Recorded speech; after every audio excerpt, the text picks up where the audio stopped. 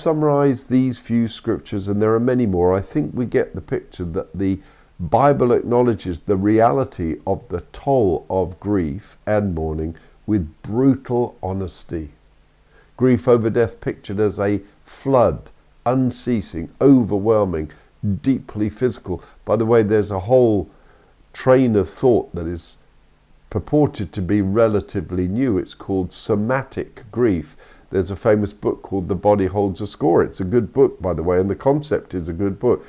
I'm just making the point, it's not new. The psalmist understood that it affected his body as well as his soul.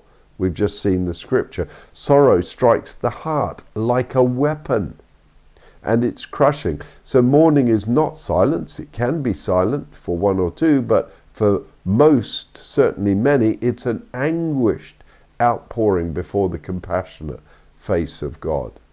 After loss, we may feel abandoned and wrapped in darkness or shadow. And the point I'm making is Scripture does not hide this truth. Scripture expects this to be the case.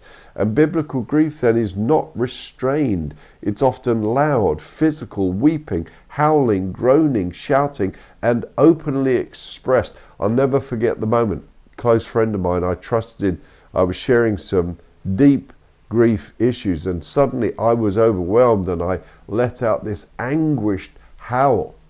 And my friend was deeply distressed by it. He said, "That sounds demonic." Well, you can understand that didn't help me a great deal. Of course it wasn't demonic. It was biblical.